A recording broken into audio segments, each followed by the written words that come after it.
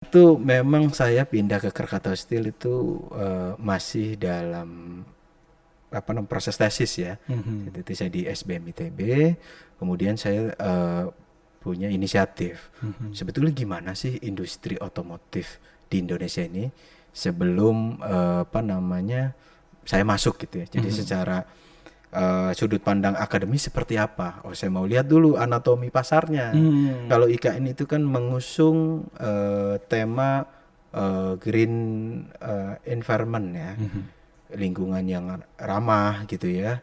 Termasuk juga kalau kita mensupport bagaimana baja ini bisa mensupport agenda tersebut. Ya. Karena seperti kita tahu bahwa baja itu sebetulnya bisa dibilang investasi jangka panjang. Betul. Jadi baja dibuat untuk konstruksi itu di satu ketika misalnya puluhan tahun sampai ratusan tahun, di saat bangunan itu dianggap sudah tidak bisa dipakai dengan alasan tertentu, mungkin bukan hanya dari kelayakan ya, tetapi misalnya berubah manfaat, tapi paling tidak baja itu bisa dilebur kembali. Sehingga penting sebetulnya, apalagi adanya ISSC,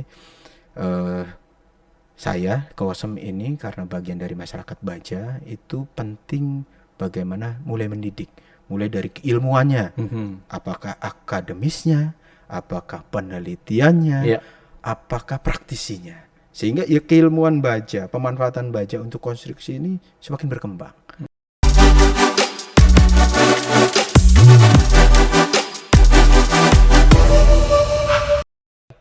Bismillah. Assalamualaikum warahmatullahi wabarakatuh. Waalaikumsalam. Selamat siang, jumpa lagi di Cak Koja, cakap-cakap konstruksi baja.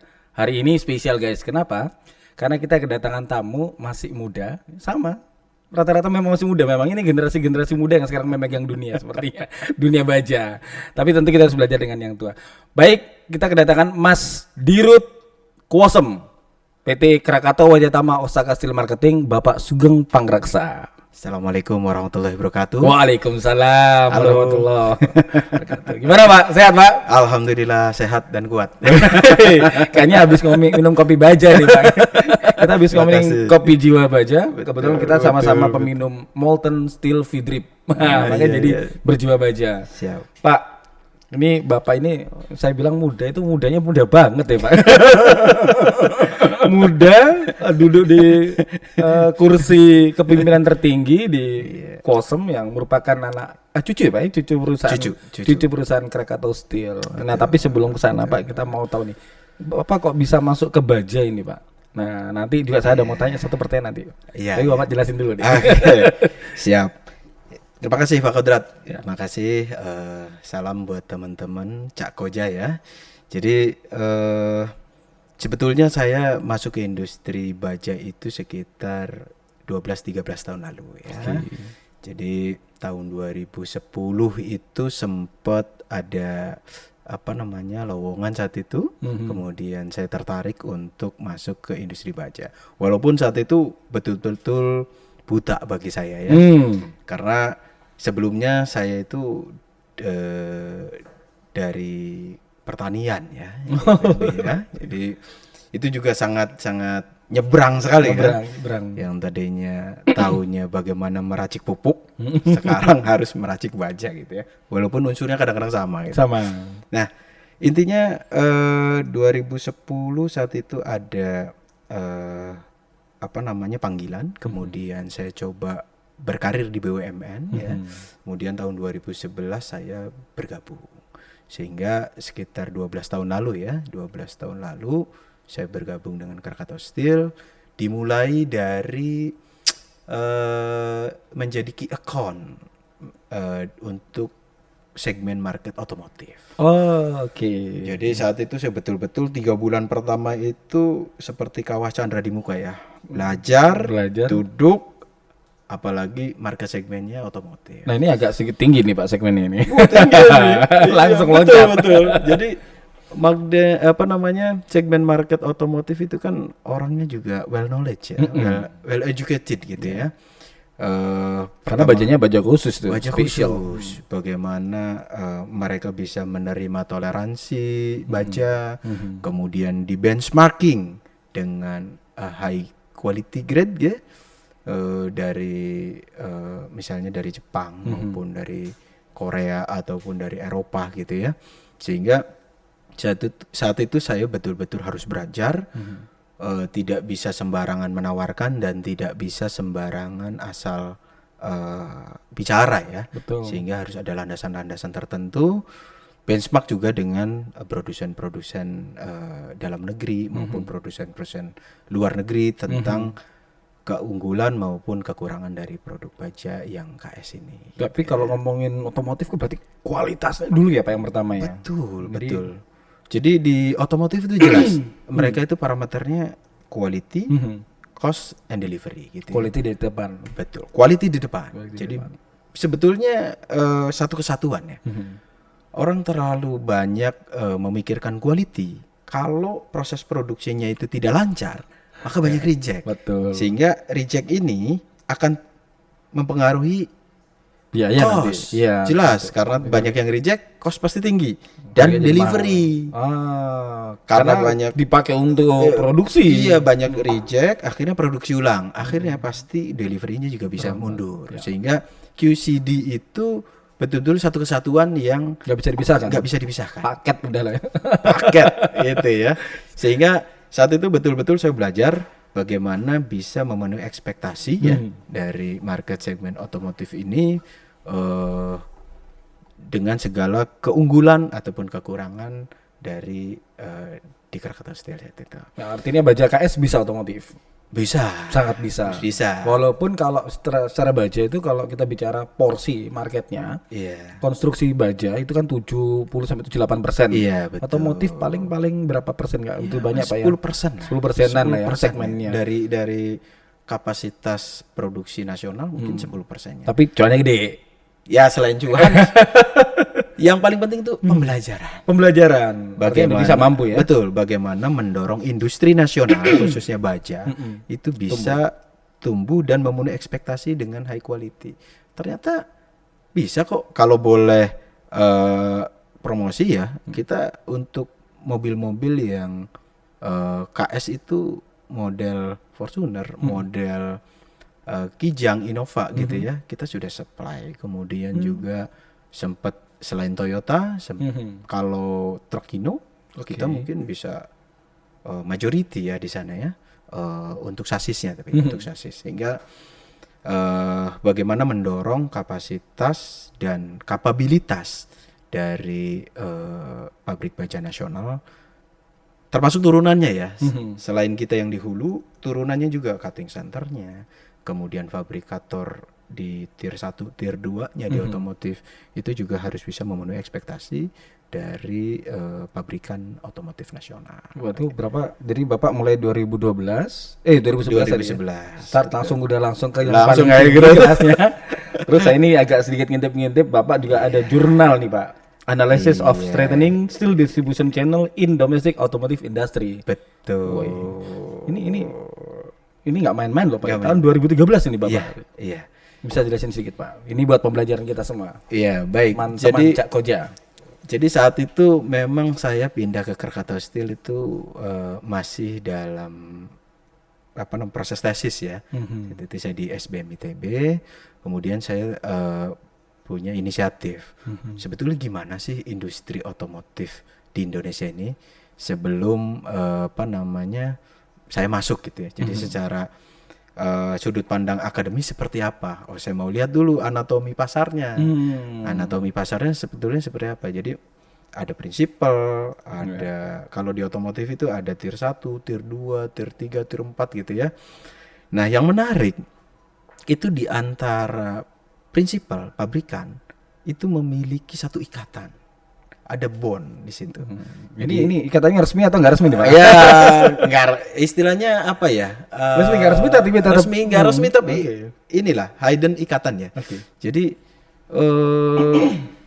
saat di penelitian saya itu ada istilahnya keiretsu bond ya. Keiretsu bond itu artinya sulit dari pabrikan itu untuk apalagi yang tier 1 untuk berpindah-pindah prinsipal gitu. Jadi kalau mereka melayani satu ATPM gitu ya, satu prinsipal, maka nggak mudah mereka pindah gitu ya, atau akan di blacklist atau yang segala macam lah.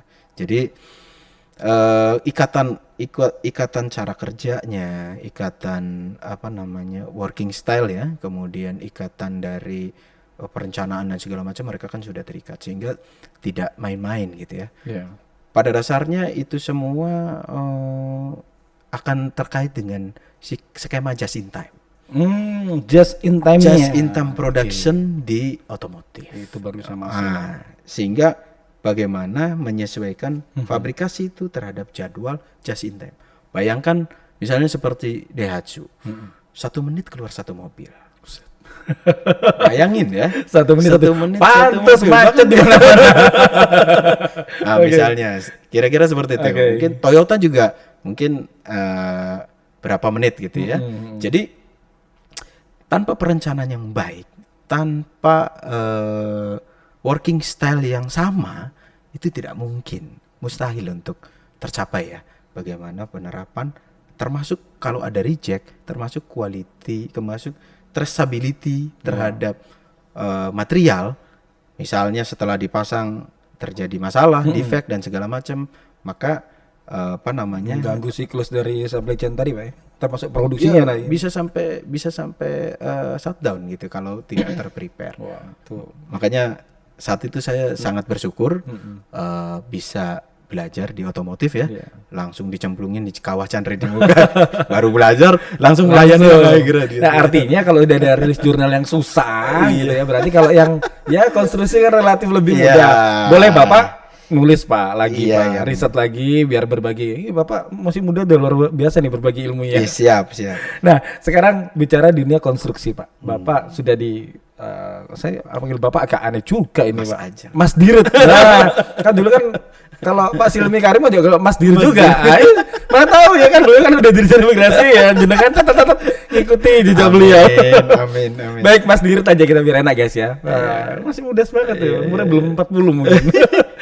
Mas Dirut, Quosem. Ini kita bicara Quosem ini kan ternyata materialnya sudah bukan ke otomotif nih ya. Nah, ke konstruksi baja. Betul. Di ISSC kan Indonesian Society of Civil Construction, Quosem juga anggota nih, teman-teman Koja. Gimana Pak terkait dengan profiling ini gimana? Kalau kita lihat di videonya ini sudah muter dari tadi nih. Mas Fai udah muterin. Baik, jadi melanjutkan tadi karir. Saya 5 tahun di otomotif, kemudian saya diminta untuk bisa ikut di tim.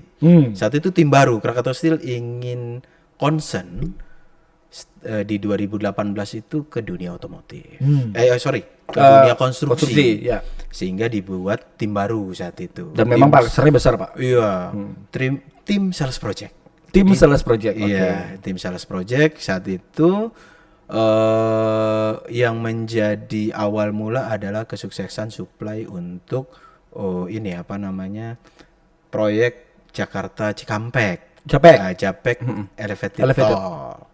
Nah, sehingga perlu ada tim yang concern untuk otomotif, bagaimana mengembangkan konstruksi Pak. Iya kok. Mohon maaf. Masih ketinggalan ya, mohon maaf ya. Geng.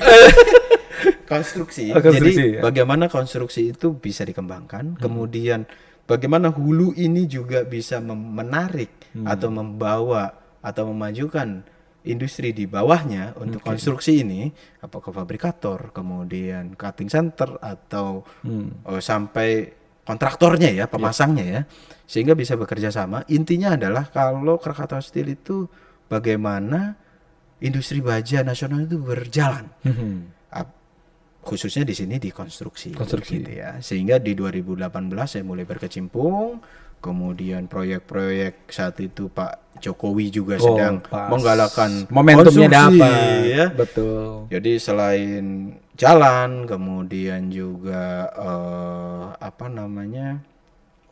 bandara-bandara, ada juga fasilitas-fasilitas sepak bola gitu ya, stadion gitu ya, pelabuhan dan segala macam, sehingga kita karena industri hulu baja itu mother of industry, tetap bisa mengkonsentrasikan diri bagaimana mensupport program-program pemerintah saat itu ya, sehingga kita punya tim. Nah mulai dari situlah 2018 kemudian 2019 sampai 2020 saya berkecimpung di dunia konstruksi dengan teman-teman kontraktor, dengan teman-teman fabrikator gitu, bagaimana bisa sukseskan dan mengedukasi juga sebetulnya gimana sih material konstruksi KS maupun grup ya, bukan hanya KS induk, tapi ada Krakatau Wajatama saat itu, kemudian ada Krakatau Osaka Steel, kemudian ada KHI Pipe saat itu ya, sehingga kita bareng-bareng, termasuk juga grup yang lain itu ada Krakatau Engineering,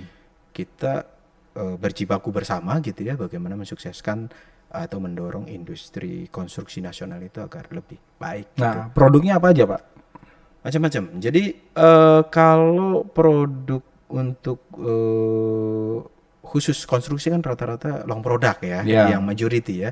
Ada besi beton bermerek KS gitu ya. Kemudian ada juga channel UNP, kemudian ada Habim, ada juga angle ya, Siku ya. Kemudian ada yang lain-lain gitu. Termasuk plat itu untuk dijadikan bahannya, apakah untuk welded beam maupun yang lain gitu. Nah, welded beam guys, ini kan kita tahu ya, kalau ngomongin baja profil itu kan Habim dan IWF ya Pak ya, itu kan ukuran kan standar gitu ya. Namun apabila ada ukuran yang non standar, maka kita produksi dengan welded beam dan Kosem sudah supply itu sudah. Dan jangan-jangan sudah banyak anggota ISSC yang sudah beli ya. Iya, terima kasih. Jadi mudah-mudahan dilanjutkan ya yang sudah beli. Dilanjutkan biar bisa support Pak. Betul. Kita kan anggota, yang penting bisa saling support ya kan. Betul. Nah, lalu ada produk-produk seperti turunan ya Pak. Kalau misalkan kita bicara turunan baja profil itu ternyata juga bisa diturunkan lagi, jadi bukan langsung jadi end product. Betul. Nah, Kosem juga bisa masuk ke arah sana juga Pak ya. Bisa. Jadi kita mensupport parents kita ya. Jadi Kosem ini kan sebetulnya cucu dari dua grup besar sebetulnya. Yang pertama Krakatau Baja Konstruksi, dahulu Krakatau Wajatama, itu grupnya Krakatau Steel. Kemudian ada lagi parents kita itu Krakatau Osaka Steel, joint venture antara Krakatau Steel dan Osaka Steel. Sehingga insya Allah lah secara quality harusnya tidak diragukan. Tinggal bagaimana mengedukasi market baja nasional itu agar betul-betul concern juga terhadap quality selain memang budget gitu ya. Seperti apa kita bisa mendorong secara quality agar kualitas konstruksi nasional itu bagus. Nah, termasuk turunan-turunannya tadi ada selain bahan baku, kemudian fabrikasi gitu ya, fabricated steel, kita juga siap dorong itu. Termasuk yang ke IKN Pak, IKN kan gede nih. Sudah ke arah sana juga. Ini saya dengar kemarin udah jalan-jalan ke IKN juga nih. Kosem dengan tim ini. Iya. Jadi tentu ya kita bagian dari industri baja nasional. Pasti kita support full support ya terhadap agenda-agenda nasional termasuk IKN. Salah satunya. Jadi IKN itu kan sebetulnya hajatan besar. Betul. Indonesia, pemerintah Indonesia maupun bangsa Indonesia untuk mendirikan ibu kota baru gitu ya. Nah, tentunya kalau IKN itu kan mengusung tema green environment ya, lingkungan yang ramah gitu ya. Termasuk juga kalau kita mensupport bagaimana baja ini bisa mensupport agenda tersebut. Karena seperti kita tahu bahwa baja itu sebetulnya bisa dibilang investasi jangka panjang. Jadi baja dibuat untuk konstruksi itu di satu ketika misalnya puluhan tahun sampai ratusan tahun, di saat bangunan itu dianggap sudah tidak bisa dipakai dengan alasan tertentu, mungkin bukan hanya dari kelayakan ya, tetapi misalnya berubah manfaat, tapi paling tidak baja itu bisa dilebur kembali. Iya, jadi ada nilai recycle-nya tinggi Pak, recycle content. Betul. Nah di situ sebetulnya nilai ramah lingkungan dari baja itu sendiri ya. Jadi ada investment jangka panjang. Kemudian juga mampu bentuk, kemudian ketahanan terhadap bencana itu juga lebih baik ya. Di material baja ini ya, tinggal bagaimana kita itu bisa mendidik atau memantapkan mazhab konstruksi baja. Yes. Nih Itu memantapkan penting mazhab nih. konstruksi bajanya Pak ya. Betul, bagaimana gitu ya. Nah ini penting, bahwa kalau mazhab beton itu kan sudah mature, sudah mature di Indonesia itu sudah banyak dan peranata industri juga sudah tertata gitu ya. Sementara industri baja ini perlu improvement, baik itu dari sisi dalam hal keberpihakan engineer apapun yang lain gitu ya, terkait dengan pemanfaatan baja ini, sehingga penting sebetulnya, apalagi adanya ISSC. Saya Kawasem ini karena bagian dari masyarakat baja, itu penting bagaimana mulai mendidik, mulai dari keilmuannya, apakah akademisnya, apakah penelitiannya, apakah praktisinya, sehingga ya keilmuan baja, pemanfaatan baja untuk konstruksi ini semakin berkembang. Gak stagnan Pak ya. Dan tidak baja stagnan. Ini kan memang dinamis, ya bisa dibentuk, modelnya mau macam-macam bisa. Terutama IKN Pak. Kita bicara IKN tadi Bapak sangat menarik Pak. Ini bicara tentang recycle kontennya. Karena kita green, Pak Jokowi udah bilang ini benar-benar green dan harus pakai baja Pak. Karena baja adalah recycle kontennya atau daur ulangnya sangat tinggi sekali. Bisa diangkat 85 sampai 89%. Itu yang pertama. Yang kedua bentuknya juga bisa macam-macam sehingga unik. Dan yang paling penting nih Pak, bajanya jangan baja yang dari luar. Kenapa? IKN ini adalah istana pertama Indonesia yang benar-benar milik Indonesia. Jadi jangan sampai pakai baja dari luar. Betul. Setuju ya Pak ya? Setuju sekali dong. Dari kita, oleh kita, untuk kita. Betul. Ini pertama kali istana kita punya. Harus material oleh anak bangsa. Ini Mas Dirut ini luar biasa nih. Tadi bicara IKN, recycle content, ya berarti udah jelas IKN harus pakai baja dalam negeri. Iya. Termasuk kualitinya. Quality, karena di dalam negeri juga banyak ya Pak. Apalagi besi beton itu kan. Ya kemarin kita tahu ada beberapa kasus yang sudah ditangkap yang standar. Nah jangan sampai IKN kita itu pakai baja yang tidak standar guys. Betul sekali. Betul sekali. Bagaimana ikon bangsa Indonesia memakai baja yang gambling gitu, secara quality. Itu sangat berbahaya ya. Jadi artinya quality itu harus diusung dan jadi panglima juga seharusnya. Apalagi Krakatau Steel ini kan jelas Pak ya, perusahaan milik negara ya harus menjaga kualitas yang utama. Jelas. Quality, industri baja nasional berkembang karena memang untuk ibu kota sendiri. Kemudian quality dijaga sesuai standar. Ya kita manfaatnya untuk kita sendiri. Ya artinya besi betonnya, ronbarnya jangan yang pakai struktur, jangan pakai yang besi beton untuk furniture atau pagar gitu Pak ya. Itu juga bagian edukasi. Berarti Bapak harus support kita. Mas Direktur, Mas Dirut, saya ini banyak panggilan ke beliau nih, harus membawa pasukannya untuk mensupport. Kita punya roadshow ya Pak ya. Kita ada program roadshow Pak. Jadi profil tadi produk sudah. Nah ini yang paling penting adalah ajas kemanfaatan. Terutama Pak generasi muda. Generasi muda ini yang memegang kita nanti Pak.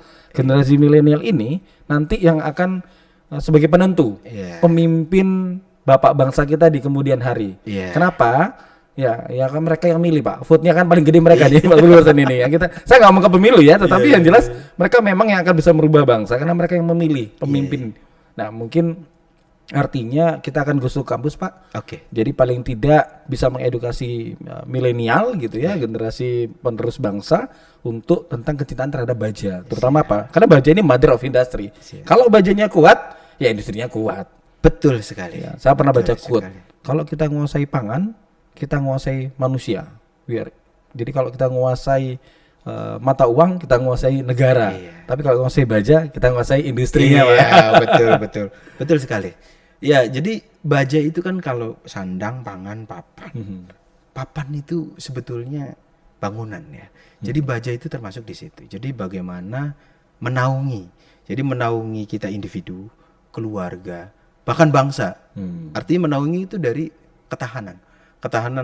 Pertahanan juga ya. Jadi di mana-mana industri baja itu tidak akan lepas dari industri pertahanan. Sehingga papan itu sebetulnya. Jadi bagaimana menaungi bangsa ini agar punya ketahanan, punya pertahanan yang mumpuni gitu ya. Sehingga nilai strategisnya itu perlu dijaga dengan berbagai macam pendekatan ya. Politis, ekonomi maupun sosial itu harus tetap dipertahankan. Karena tanpa baja rentan juga industri pertahanan. Selain model-model diplomasi, tetapi model-model pertahanan dengan baja, karena baja itu kan bagian dari persenjataan dan segala macam. Iya. Kira-kira. Selain persenjataan juga industri baja ini padat, Pak, padat karya. Pabrik itu satu pabrik bisa 6.000 karyawan, Pak. Nah, ini kalau misalkan kita tidak jaga pabrik baja, karena orang-orangnya yang di dalam itu mikirin harga, belinya impor aja karena baja murah misalkan, maka industri baja dalam negeri tidak tumbuh. Betul sekali. Kalau tidak tumbuh, jangan saya negara-negara tetangga, Pak, ada yang pabriknya tutup, Pak, negara tetangga. Sehingga mereka mau bangun apapun tergantung, Pak. Iya. Nah, paling kalau dolarnya ya mereka harus impor kan harganya jadi mahal. Nah, kalau kita industri baja kuat, insya Allah industri yang lain akan ngikutin. Betul. Jadi salah satu pilar ketahanan ekonomi. Setuju, Pak. Jadi Mas Dirut ini memberikan kita banyak wawasan pandangan ketahanan Nusantara. betul. Gitu ya, Pak ya. Betul. Itu. Jadi Mas Dirut, ini kita bicara tentang ISSC ini. ISSC banyak program di tahun 2023 dan kita akan mulai roadshow di tanggal 20 Februari. Kita insya Allah Aceh Maluku, Pak, targetnya. September kita akan berakhir, mudah-mudahan terpenuhi semuanya. Ya, kita harapkan ilmu-ilmu dari Mas Dirut ya, walaupun masih muda tapi ilmunya luar biasa banyak. Ini bisa di-share nanti, terutama kita support dari Krakatau Steel sebagai perusahaan negara. Betul. Di industri baja, Pak. Ini saya kenal KS itu dari zaman saya sekolah, Pak. Oh. SD itu ada pelajaran ya kan, industri baja Krakatau Steel di Cilegon gitu kan. Itu sudah terngiang. Mungkin karena itu bapak saya ngasih nama Kodrat Satriawan. Ada KS-nya. Betul. Berarti harusnya masuk bagian KS. Baik, pesan-pesan terhadap generasi muda dan yang lain, teman-teman Cak Koja. Nah, silakan, Pak. Baik, teman-teman Cak Koja, bagian dari kita generasi muda, tentunya kalau bukan kita siapa lagi, sehingga konstruksi itu juga perlu kita bela ya. Konstruksi baja maupun konstruksi nasional sebagai salah satu pilar penggerak ekonomi bangsa itu perlu kita bela, kita jaga, sehingga tadi bahwa ketahanan ketahanan bangsa itu tidak lepas dari ketahanan ekonomi. Salah satu ketahanan ekonomi adalah bagaimana kita bisa mengusung industri-industri yang memiliki multiplier efek yang bagus bagi jalannya roda ekonomi nasional. Salah satunya industri baja. Dengan adanya industri baja, tadi sudah sempat disinggung oleh host kita, itu banyak menyerap tenaga kerja. Selain tenaga kerja, sebetulnya tenaga kerja di hulu, tenaga kerja di hilir, termasuk lingkungan sekitar. Betul. Kalau ada industri baja, kalau ada industri pengolahan baja, tukang becaknya dapat penumpang, warungnya laku, kos-kosan, tukang truknya dapat muatan, kos-kosan ada, sehingga sama ini Pak, scrap juga sama itu. Banyak pengumpul scrap juga jalan gitu ya, sehingga multiplier efeknya itu sangat bermanfaat sekali. Sangat banyak. Itu ya. Jadi itu harus dijaga sehingga bagaimanapun mulai edukasi terhadap mazhab baja untuk konstruksi mulai ditingkatkan, sehingga saya mudah-mudahan KOSEM bersama ISSC bisa berkontribusi untuk mendorong industri baja nasional ini agar berkembang, improve secara kontinu dari waktu ke waktu. Masya Allah. Teman-teman Koja, kita doakan Mas Dirut KOSEM akan menjadi Mas Dirut KS. Amin dong, ya kan? Luar biasa. Saya rasa kalau bicara sama beliau akan beberapa segmen, tapi hari ini kita cukupkan segmen ini. Insya Allah kita akan sambung di masa yang akan datang. Di masa yang akan datang, di waktu yang akan datang, insya Allah bulan depan, guys. Jadi teman-teman Koja tetap pantau podcast Cak Koja akan mendapatkan banyak ilmu. Ini beliau sangat muda sekali, mungkin lebih muda dari saya, tapi udah duduk di kursi kepemimpinan Kosem. Seperti doa kita bersama, moga-moga beliau tetap berkarya untuk bangsa, terutama industri baja. Cinta baja Indonesia. Saya akhiri, salam konstruksi baja Indonesia. Siap. Assalamualaikum warahmatullahi wabarakatuh. Waalaikumsalam warahmatullahi Terima kasih, wabarakatuh. Pak. Terima kasih banyak Pak Host.